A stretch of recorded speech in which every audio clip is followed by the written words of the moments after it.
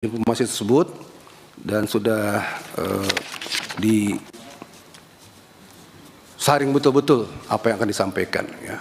Peran Kapolres Tabes ini sangat penting dalam manajemen hal tersebut. Ya. Dan yang terakhir, jangan lupa anggota selalu disentuh, ya, disentuh terus untuk supaya dia merasa we are watching you, kami mengawasi Anda, kami mengikuti Anda. Kami tidak lepas dari pengamatan terhadap kerja-kerja Anda. Ya. Supaya dia tidak merasa sendiri, dia tidak merasa juga dibelakangkan. Kemudian yang paling akhir lagi, bela sungkawa kepada keluarga korban. Ya. Tolong dibantu Pak Kapolres. Siap. Ya, apapun kebutuhannya, ini sudah terjadi. Ya. Korban dibantu yang betul, masyarakat ditenangkan, kasih informasi yang benar. Jangan ada yang ditutup-tutupi, dibolak-balik. Ya. Kemudian anggota segera ditindak sesuai dengan ketentuan yang berlaku. Terima kasih Pak Ketua. Ya, itu dia Pak. Yang paling dua hal ya Pak ya, yang menjadi ramai sekarang. Pertama terkait isu bahwa malam itu tidak terjadi tawuran. Tadi Bapak sudah jelaskan. Tapi memang ada sumber yang mengatakan itu yang security dari apa itu Pak? Saya dengar di radio. Perumahan Paramount Pak. Ya, mungkin bisa dijelaskan Pak yang benar security. Jadi izin Bapak, ya. Ada penjelasan dari security, dua security Perumahan Paramount, yang menjelaskan seolah-olah memberikan kesaksian bahwa di depan Perumahan Paramount itu tidak ada tawuran. Kami sudah mengkonfirmasi kepada dua security yang dimaksud. Penjelasannya adalah security ini adalah office security Pak. Dia kerjanya pagi sampai sore. Jadi sore pulang, besok baru masuk lagi. Jadi malam itu dia pun tidak malam ada itu di dia tidak ada di tempat Pak. Okay. Jadi penjelasan dari yang bersangkutan betul ada pihak yang meminta keterangan terhadapnya. Namun kemudian ada dipotong penjelasannya Pak. Jadi saya betul menyampaikan bahwa tidak ada tawuran di depan Paramount.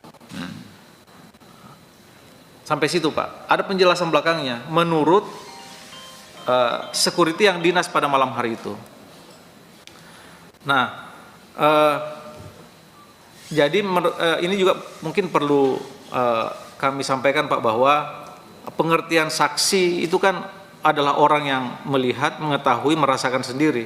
Jadi terhadap orang yang tidak melihat, orang yang tidak mengetahui, orang yang tidak merasakan, ya posisinya bukan saksi. Nah, itu juga yang terjadi kepada kedua security ini Pak. Security ini juga sudah memberikan kesaksian. Kami hadirkan di Polres hari Rabu tanggal 27 kemarin Pak. Ya. Pada saat rilis penanganan kasus ini. Yang kedua yang terpenting adalah tindakan terhadap pelaku penembakan. Karena yang bertanggung jawab ini kan siapa yang melakukan, orang yang melakukan penembakan. Tadi kan sudah dijelaskan ya bahwa sudah diproses secara hukum pidana, ya betul ya Pak ya.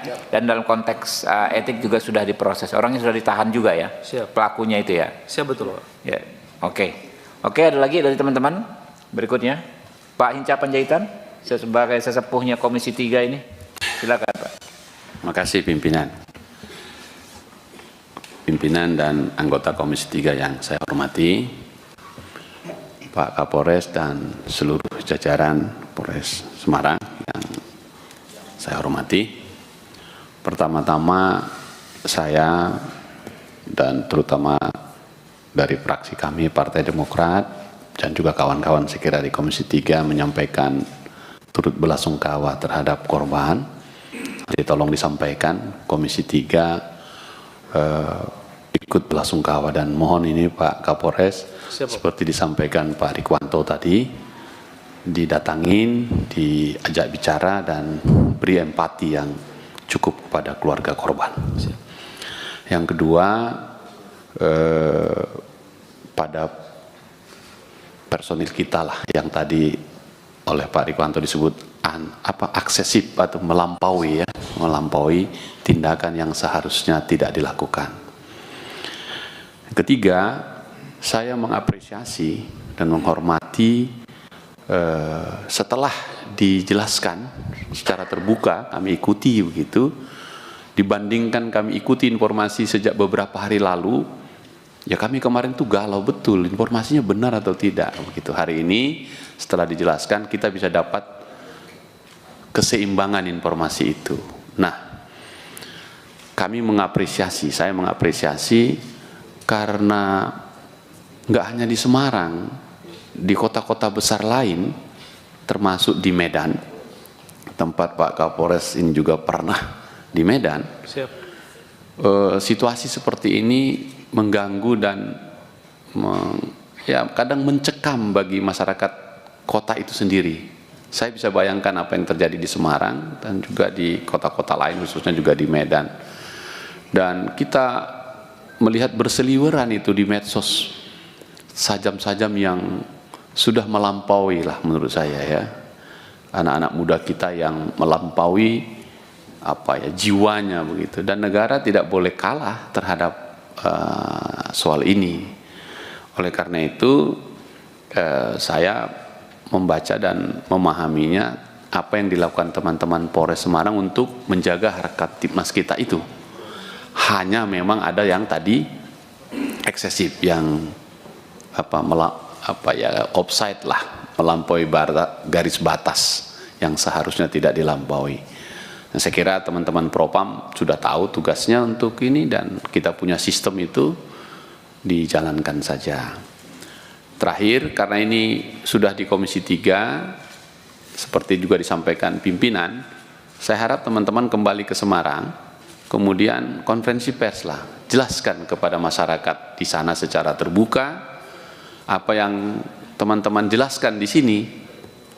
Mungkin belum semua bisa mengikuti apa kita pagi ini, rapat kita, tapi sekembalinya jelaskan, dan kemudian kami minta sekembali dari sini Pak Kapolres langsung mendatangi rumah atau keluarga korban untuk menyampaikan duka dan empati dari kita semua, karena kita kehilangan anak muda kita yang harusnya punya masa depan, tapi terpaksa harus kehilangan nyawanya dan kehilangan masa depannya. Sekaligus ini pelajaran bagi anak-anak muda yang bentuk-bentuk geng seperti ini, tawuran-tawuran seperti ini, untuk diambil hikmahnya agar tidak terjadi lagi kejadian yang serupa.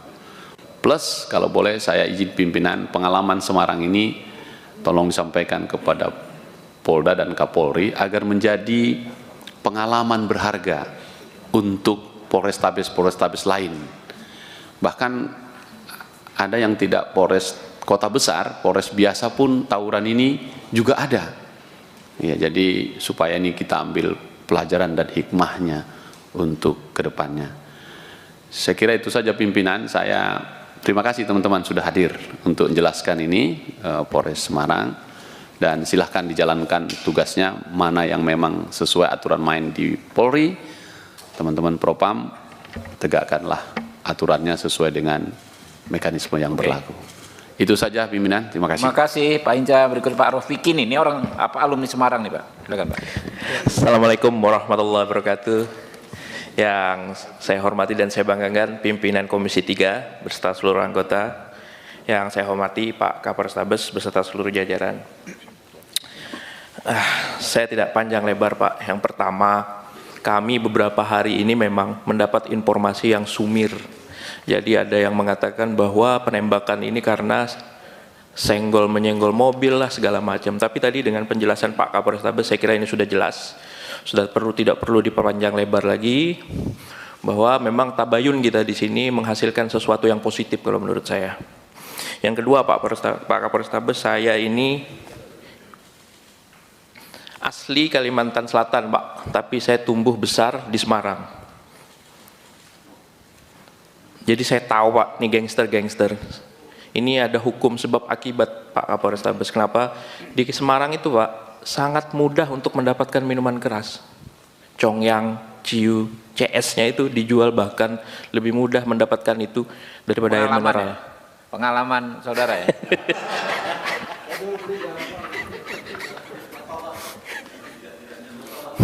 Bahkan saya bilang apoteker-apoteker di pinggir jalan itu yang jual minuman di mix segala macam itu di seputaran stadion Diponegoro segala macam. Nah itu harus ditertibkan Pak Kapolrestabes, karena biasanya biang keroknya tuh dari sana.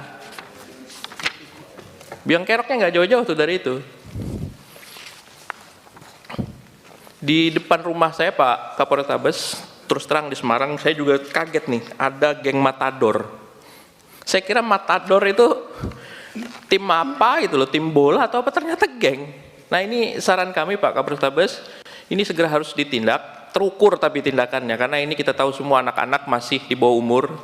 Kita harus bimbing mereka agar segera keluar dari hal-hal ini. Dan yang menarik Pak Kapolrestabes, di 2024 ada berita yang cukup menyentak terkait tawuran geng yang dibiayai oleh judi online. Nah ini tentu menjadi permasalahan yang baru lagi nih. Ini saya kira harus ditindak tegas oleh Pak Kapolrestabes. Yang kedua tadi, kalau memang benar ini ada dana dari judi online, nah ini juga harus diungkap ke publik. Siapa ini yang memberi? Kan mesti ada yang mentransfer, ada yang ngasih duit tuh.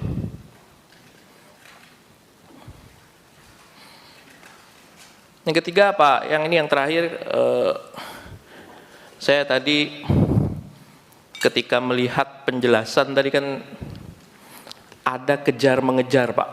Kalau tidak salah di depan Indomaret itu kan tadi ada kejar mengejar. Nah kejadiannya itu kan kalau tidak salah di seputaran Sampokong itu kan cukup sepi.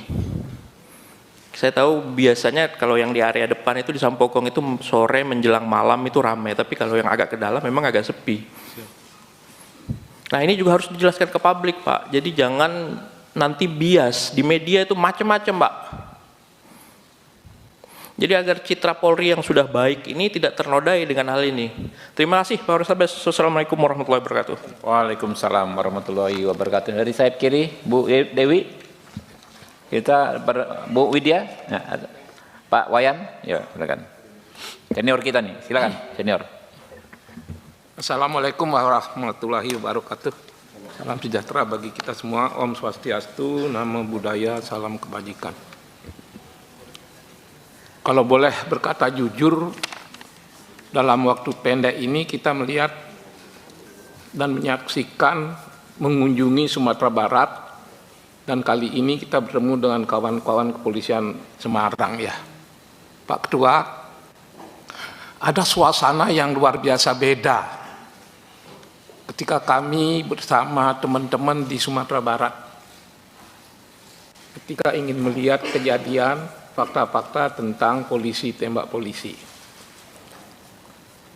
Kali ini suasananya bukan hanya panas tapi malah teduh gitu. Apa ini karena kepemimpinan Komisi 3 atau karena Kapolrestabes yang luar biasa, atau memang kasusnya berbeda? Jika iya berbeda, berikan gambaran kepada kami Pak Kapolres beserta jajaran. Berikan gambaran kepada kami agar kami bisa yakin ini memang berbeda dengan Sumatera Barat. Berikan kami gambaran. Kenapa? Kami mencintai polisi Pak. Anggaran bertambah, kewenangan luar biasa, itu bukti kecintaan kita. Selalu ada nasihat bahwa tanpa polisi sehari saja Indonesia akan rusak. Seminggu lebih rusak lagi. Karena itu polisi penting. Nggak usah diragukan kecintaan kami pada polisi. Dalam rangka kemitraan, tugas kami adalah terus-menerus memperkuat polisi dengan memperbaiki citranya. Jika nanti ada 1-2 masukan dalam kerangka itu, tolong ditangkap secara serius. Mungkin nadanya memang berbeda, suasananya berbeda. Sekali lagi jelaskan itu. Pak Kapolrestabes, kalau kita boleh berkaca pada situasi akhir-akhir ini, apa yang menjadi tugas pokok ke dalam, evaluasi ke dalam? Yang paling mendesak adalah 2 Pak. Pertama soal kekerasan. Mudah-mudahan ini jadi momentum, besok tidak ada kekerasan lagi. Tidak ada lagi polisi nembak masyarakat. Mudah-mudahan. Yang kedua, selalu ada hikmah. Dalam sebuah kejadian selalu ada hikmah. Baru-baru ini melalui pemilu-pemilu, kita sangat berat meyakinkan masyarakat bahwa bagaimana polisi harus independen. Tapi kan aspirasi terus-menerus datang. Dengan izin ketua, kewajiban kami adalah aspirasi yang kami dapat kami sampaikan kepada saudara-saudara kepolisian, khususnya Pak Kapolresta. Pak, jika Bapak bukan orang luar biasa, nggak mungkin seorang kombes sembarangan bisa duduk di kota Semarang, Pak. Pasti Pak luar biasa, Pak. Oleh karena itu, dua ini tolong diperhatikan. Kenapa? Isu parcok sekarang menjadi dilematis. Tapi mudah-mudahan kita ambil hikmahnya saja. Tapi yang paling merepotkan kami adalah dalam waktu 1-2 hari ini, Pak. Orang mulai mengusik senjata yang dipegang polisi, Pak. Mulai diusik. Apa masih perlu kepolisian pegang senjata? Bisa Bapak gambarkan nggak di mana kelemahan-kelemahan SOP yang berkaitan dengan senjata, sampai senjata itu dengan mudah yang harusnya melindungi rakyat, tapi malah, maaf ya, bukan hanya membunuh rakyat, tapi bisa membunuh polisi. Ini hati-hati karena kajian, walaupun belum berupa undang-undang, kajian yang ada tentang bagaimana polisi cukup bermodalkan pentungan di berbagai negara maju, kelihatannya perlahan tapi pasti kita akan mengarah ke sana. Berikan gambaran kepada kami betapa masih pentingnya senjata itu dipegang. Pak Kapolrestabes, jika mengacu pada literatur, Polri ini sipil, Pak. Polri ini sipil. Dan saya tidak boleh malu-malu harus mengutip pasal 30 ayat 4 Undang-Undang Dasar yang menyebutkan, saya baca saja biar kami menyampaikan ini berdasarkan pesanan dan aspirasi yang ada. Apa bunyi pasal itu? Di situ disebutkan bahwa Kepolisian Negara Republik Indonesia sebagai alat negara yang menjaga keamanan dan ketertiban masyarakat bertugas melindungi, mengayomi, melayani masyarakat dan menegakkan hukum. Itu ciri dari polisi sipil. Apa yang membedakan polisi sipil dengan tentara misalnya? Polri adalah sipil, karena itu dia non-kombatan, non-tempur. Apa yang membedakannya dengan tentara? Tentara kombatan, tempur. Akhirnya kami capek menjelaskan kepada masyarakat bahwa polisi masih perlu pegang senjata. Ada literatur yang akhirnya tadi pagi saya temukan, sesungguhnya polisi itu tidak perlu pegang senjata, kecuali sedang menghadapi kasus-kasus berat tertentu. Apa itu? Terorisme, kejahatan besar. Hanya itu yang polisi boleh pegang senjata. Itu pun dengan izin. Lalu ada catatan yang mengikuti kapan senjata itu dikembalikan. Melihat bayang-bayang ini, maka mulailah jika polisi itu masih boleh pegang senjata, gunakan secara baik. Jangan digunakan untuk menghadapi rakyat. Sekarang khusus kepada Pak Kapolrestabes yang saya dengar reputasinya bagus. Ya, saya dengar. Karena itu saya berharga untuk menyampaikan saran. Pak, jangan pasang badan melindungi anggota dalam kasus ini, Pak. Cintai kepolisian dengan bertindak tegas. Kalau dia salah, lakukan kesalahan. Karena kalau di Sumatera Barat kan sudah ada proses persidangan dan dipecat. Lalu di Semarang Bapak sudah melakukan apa? Dan akan melakukan apa terhadap hal ini? Satu tujuannya agar masyarakat tenang, masyarakat merasa aman. Polisi masih boleh pegang senjata, tapi polisi itu tidak mengarahkan senjatanya ke masyarakat. Apa yang akan Bapak lakukan sebagai terobosan agar kejadian ini tidak terulang? Sebenarnya kami ingin menagih janji dan sejenis komitmen. Bisakah pastikan bahwa di Semarang, bahkan juga di Indonesia, mulai besok tidak ada lagi penembakan oleh polisi karena SOP-nya sudah ada. Lalu di mana letak kelemahan SOP itu kok polisi masih menggunakan senjata untuk nembak kawan, nembak masyarakat? Itu saja yang bisa saya sampaikan, Pak. Mohon jawaban Bapak bisa menjawab pesan-pesan yang disampaikan ke masyarakat kepada kami. Sekali lagi, kita mitra, Pak, pasti saling menghargai, saling mendukung.